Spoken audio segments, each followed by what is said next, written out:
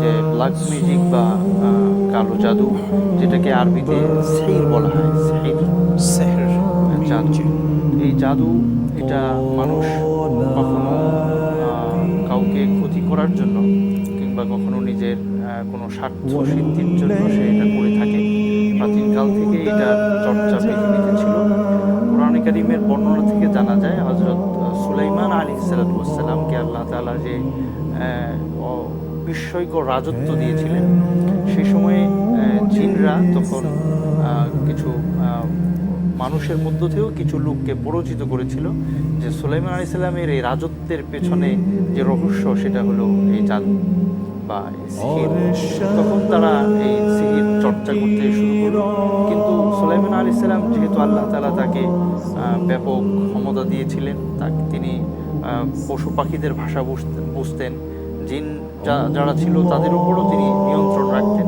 সে কারণে তার ভয়েতে সে সময় তারা সেটাকে প্রকাশ করতে পারেনি, কিন্তু এটাকে গ্রন্থিবদ্ধ করে তারা এটাকে লুকিয়ে রেখেছিল। সুলাইমান আলাইহিসসালামের ইন্তিকালের পরে তারা এটাকে ব্যাপকভাবে চর্চা শুরু করে দেয়। আল্লাহ সুবহানাহু ওয়া তাআলা সেই জামানায় মানুষকে, বিশেষত বনী ইসরাইল, তাদেরকে এটা থেকে বিরত রাখার জন্য দুইজন ফেরেশতা প্রেরণ করেছিলেন, যেটা সূরা বাকারার 102 নম্বর আয়াতে বর্ণিত হয়েছে। হারুত ও মারুত, বাবিল শহরে এই দুইজন ফেরেশতাকে প্রেরণ করা হয়েছিল। তারা মানুষের কাছে এই সিহিরটা আসলে কি, এটা কি পদ্ধতিতে করতে হয়, সেগুলো তারা উন্মোচন করেছিলেন এবং মানুষকে এটাও সতর্ক করেছিলেন যে এটা কেবলই আল্লাহ পাকের পক্ষ থেকে একটা পরীক্ষা। দুনিয়াতে যেমন আল্লাহ তাআলা ভালো এবং মন্দ সৃষ্টি করেছেন, এটাও একটা মন্দের উদাহরণ। সুতরাং কেউ যদি এটাতে আক্রান্ত হয়, সে বিপদে পড়বে।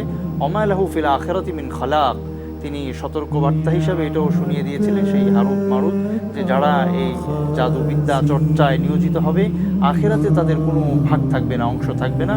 অর্থাৎ ঈমানের সাথে আল্লাহ তাআলার বান্দা হিসেবে তাদের আর কোনো কানেকশন, সম্পর্ক থাকবে না। বলতে পারি এটা ঈমান বিধ্বংসী কাজ। সেই থেকে এই চর্চা শুরু হয় এবং কোরআনের এই বর্ণনা এবং হাদিসের বিভিন্ন বর্ণনা থেকে জানা যায় যে পৃথিবীতে জাতিগতভাবে ইহুদিরা এবং মুনাফিকরা এই জাদুবিদ্যার চর্চাকে পৃথিবীতে ব্যাপকভাবে শুরু করে। যেমনিভাবে নবী করিম সাল্লাল্লাহু আলাইহি সাল্লামকেও তারা জাদু করেছিল। এক হাদিসে, এটা সহিহ হাদিসে বর্ণিত হয়েছে, আম্মা জান আয়েশা রাদিয়াল্লাহু আনহা বলেন, সাহারা রাসূলুল্লাহ সাল্লাল্লাহু আলাইহি সাল্লাম রাজুলুম মিন বনি যুরাইক ইকালু লাহু লাবিদ ইবনুল আসম, যে এক ব্যক্তি বনি যুরাইকের, সে জাদুবিদ্যায় খুব প্রসিদ্ধ ছিল। সে নবী করিম সাল্লাল্লাহু আলাইহি সাল্লামকে পর্যন্ত এই জাদু করেছিল। এর প্রেক্ষাপট ছিল যে ইহুদিদের একটা নেতৃস্থানীয় গ্রুপ তার কাছে গিয়েছিল এবং তাকে বলেছিল যে আপনি জাদুবিদ্যায় সবচেয়ে পারদর্শী ব্যক্তি, আমরা